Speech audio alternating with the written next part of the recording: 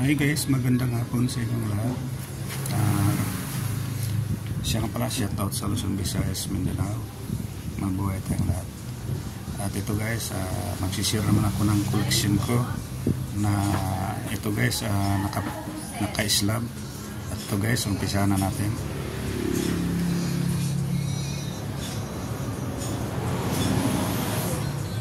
Ito guys, $1, 1911 British Queens, naka PCGS. Ito guys, talagang may kamahalan talaga pag ganitong naka-slab, kasi alam nyo guys, pag nagpa-slab ka ng ganitong klaseng queens, bago mo makagagastos ka talaga ng malaki sa isang queens lang. PCGS $1. Excuse me. Ito guys, 1911, gawa sa silver, British Queens.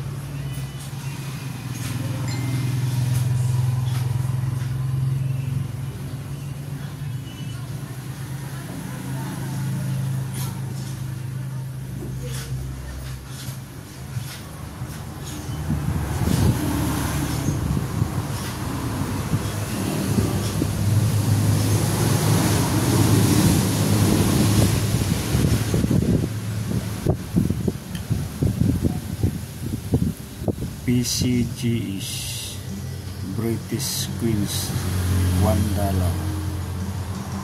1911. Mga ganitong klaseng coins guys, hindi ko tinatanggihan, lalong na pag ganitong naka-slab. Yan po ay ating pinili. Pag-usapan natin magkano ang bawat isa, kung mayroon man kayo na ganito.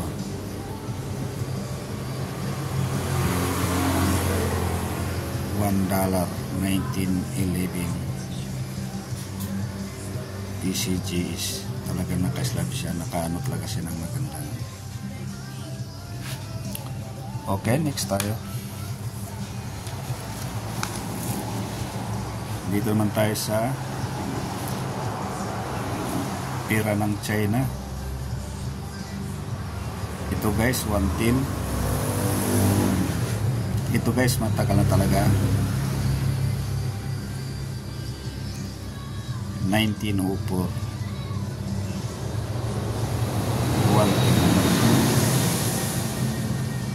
Ang kagandahan dito guys, yung design nyo sa likod is dragon.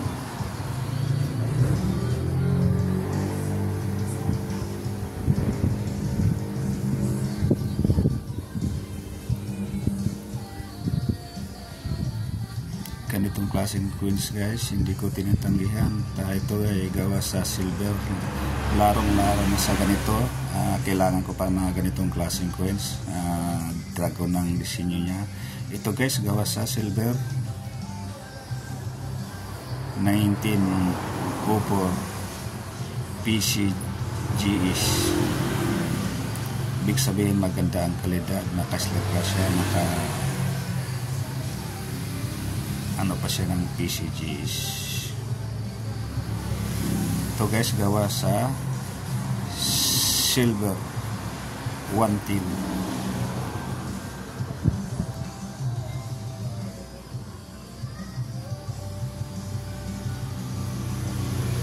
Basta ganito nakadesenyo ng dragon, talagang hindi ko tinatanggihan, dahil ang koleksyon ko na ganitong uri ng nakadesign ng dragon, ilan pa lang. Kaya hindi ko talaga tatanggihan pag mayroon kayong ganito.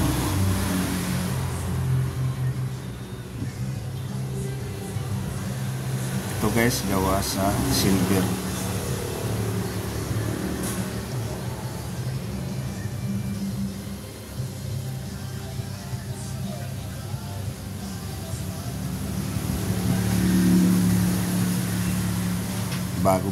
bago mo ito magpa-slab talagang gastos ka ng malaki dahil is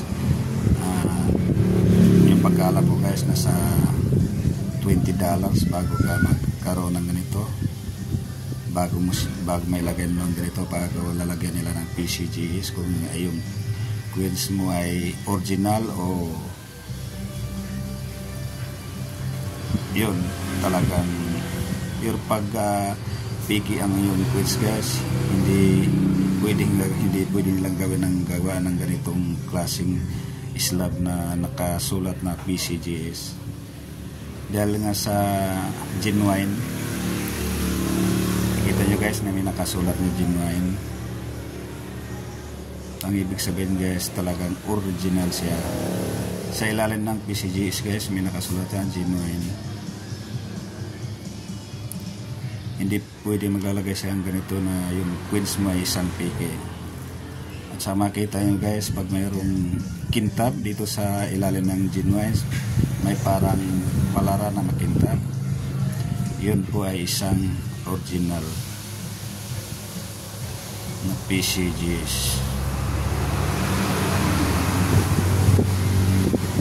Okay, ulitin ko guys, kung mayroon man kayo ganito na disenyo, dragon, comment lang, tayo na ay pag-usapan natin kung magkano presyong ibibigay sa akin. Pag-usapan natin yan. Basta disenyo yung dragon na magaganda kasi kailangan ko pang ganito sa ngayon. Okay, natapos naman ang ating video. Maraming salamat sa inyong panonood.